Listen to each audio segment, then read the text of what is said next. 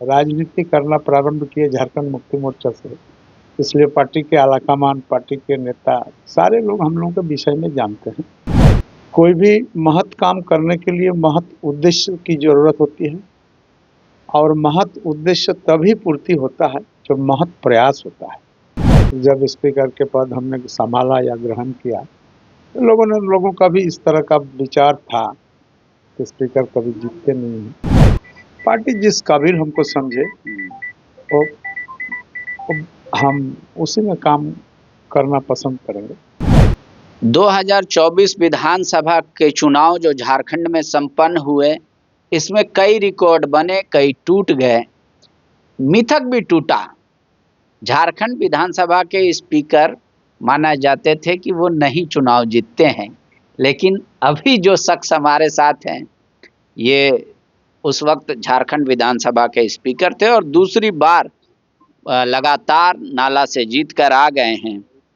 रविदा, पहले तो आपको बहुत बहुत बधाई हो मिथ तोड़ने के लिए।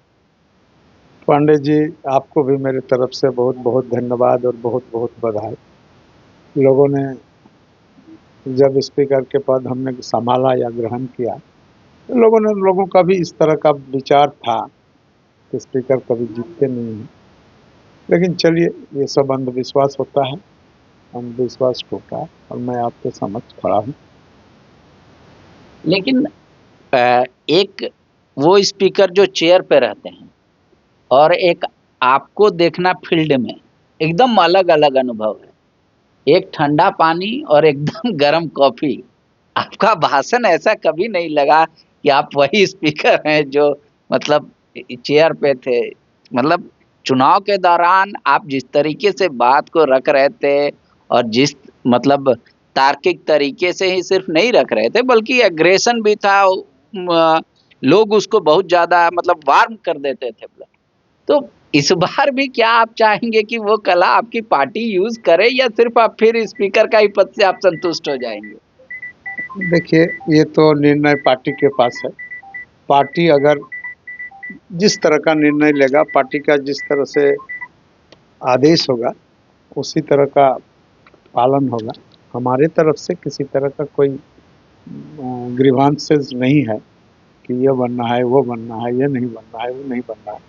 पार्टी जिस काबिल हमको समझे, तो हम उसी में काम करना पसंद करेंगे। लेकिन पार्टी को तो फायदा होता, अगर जो आपका अगर वो दृश्य देखा होगा चुनाव का, कि पार्टी को ज़्यादा फायदा होता।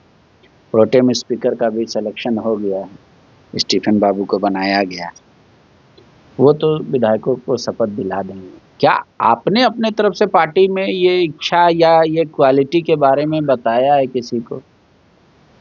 अच्छा, हम लोग कोई पार्टी के नए सदस्य थोड़ा, पार्टी के साथ संपर्क हम लोगों का बहुत पुराना है।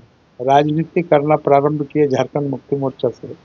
इसलिए पार्टी के आलाकमान, पार्टी के नेता, सारे लोग हम लोगों के विषय में जानते हैं, और विषय में जानने के उपरांत उन लोगों का जो भी निर्णय होगा, हम लोगों का मेरा कोई आपत्ति नहीं है। लेकिन ऐसे कई चर्चाएं हैं कि इस बार की जीत अप्रत्याशित रही। क्या बतौर स्पीकर, जब लोगों से कनेक्शन उतना सीधा नहीं रहता है, आप ये भाप पा रहे थे कि हाँ, इंडिया अलायंस को इतना ही प्रचंड जीत मिलेगा? बिल्कुल भाप पा रहे थे। मैं आपको बता दूं,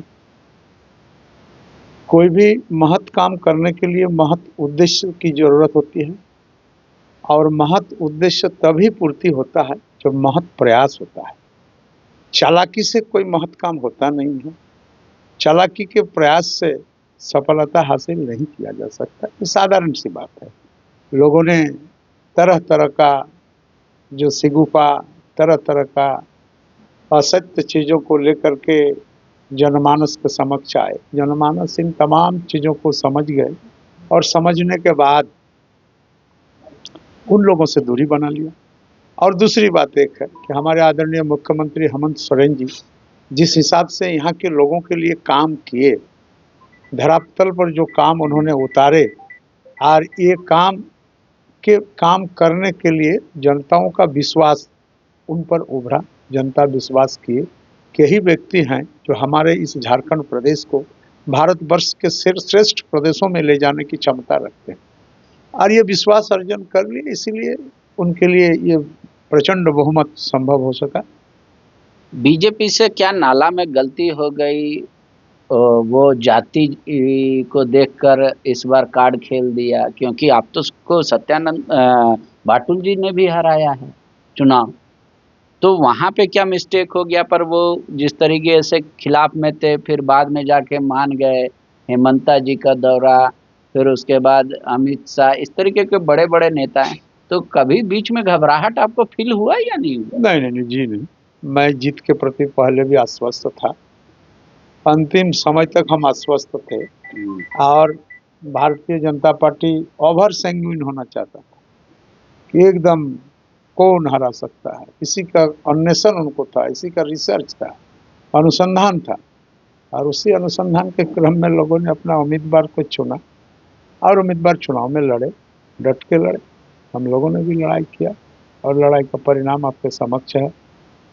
कल तक जहाँ बीजेपी को लोग देखते थे, अब वहाँ जेएमएम है, जहाँ जेएमएम को लोग देखते थे वहाँ बीजेपी, कांग्रेस बीच में मलाई खा रही है।